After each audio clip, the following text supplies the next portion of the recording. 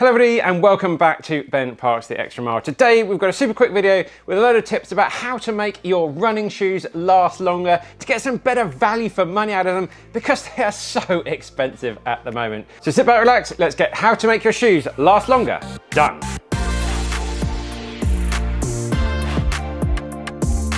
Before we start, be sure to check out benparks.com, my own website for the best running hats and gear in the business to help you with your running and training plans as well. Everything is linked down below.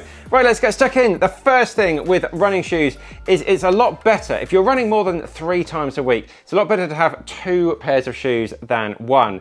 Now, I know what you're thinking, why go and buy 2 pairs of shoes? That's not very money saving. Well, 2 pairs of shoes will last a lot longer if you're using them side by side. The basic reasoning for this is the foam in the shoes likes to recover, a bit like we do after our runs. And it might take sort of around about 24 hours, a day or so, to recover and get back to full life before you get out there and smash it again. So it's really good to get 2 pairs.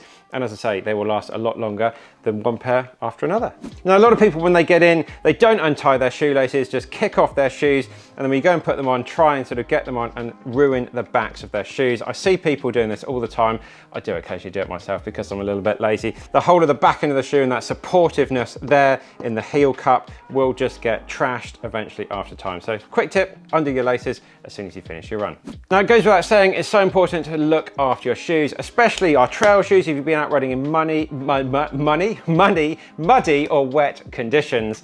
When they do get really bad, I get them into the kitchen sink, give them a really good wash and agitate all over them, and then just rinse them under some water. The general advice is don't put them in the washing machine. They just get so bashed around. Some people say you can put them in some towels. That's your risk. Afterwards, stuff some newspaper inside the shoe. That just helps draw out a lot of the moisture from the material around it as well. And then, yeah, just leave them to air dry by a window, in the airing cupboard if you've got one. Don't put them on the radiator because they can just be a little bit too warm and it can sometimes melt some of the glue that holds the shoes together. Now, it can be really frustrating when the upper of our shoe deteriorates way before the midsole and the outsole. You might get a little hole starting to appear, just like this is one of Sarah's pair of shoes here. Holes here, really common to get some holes at the front as well.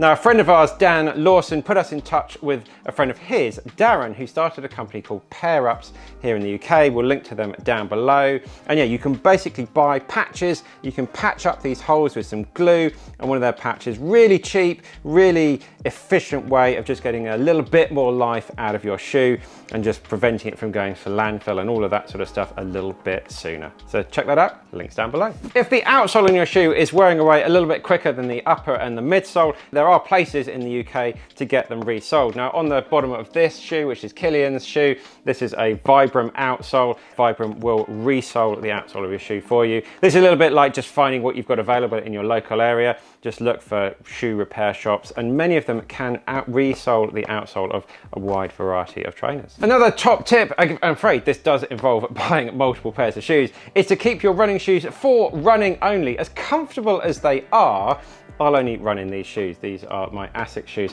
I then have down here, this is a New Balance shoe that I've just got in. This is just casual only, a bit more of a sort of a retro style shoe.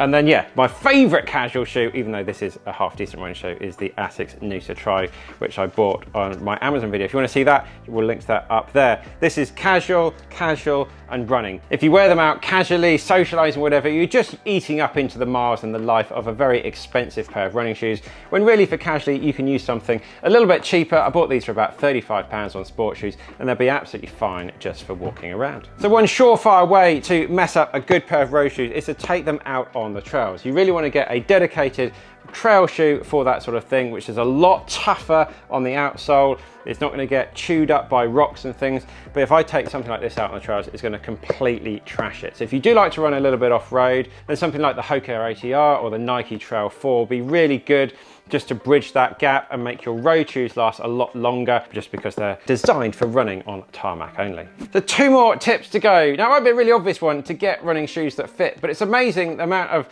people I see walking around where there's just so much space at the front of the shoe, or they're running in a weird way and their toes are right up at the end of their shoe. And this is just going to cause bad for your feet, most importantly, but it's also going to wear away at the front of the shoe quite a lot as well. And it's just going to really minimize the life that that shoe can give you. As a very basic rule, just having a thumbnail distance between the end of your toe and the end of the shoe there will suffice. If you can get into a proper running store, get them to measure you properly, it really is a good thing to do. I found a really good tool on the ASICS website where you can just simply get a piece of paper, measure your foot out, measure the exact size of it, and then it will tell you exactly what shoe you should be buying, which was really helpful for me because I did order shoes in the wrong size, and then I used that and got them in the right size in this very box here. And of course, it's not only the distance from the end of the shoe, but the width of the shoe as well. A lot of manufacturers do make wide and extra wide shoes. Outsole, obviously a very good shoe to use if you have a particularly wide feet. So have a think about that.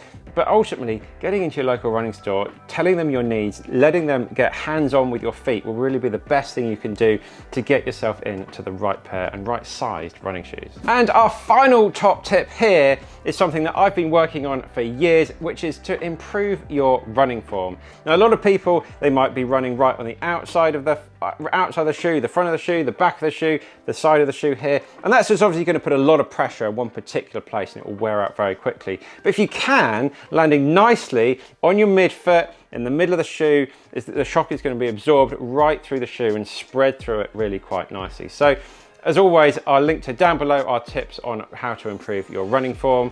And yeah, that's a really good way to make our shoes last a hell of a lot longer.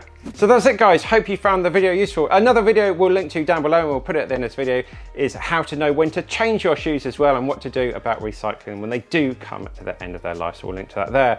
And please leave your comments down below with your top tips of how to prolong the life of your shoes. Right, I'm off to do some more running, maybe on the roads, maybe on the trails, and maybe we'll see you out there very soon. Keep on getting it done, guys, and we'll see you in the next one.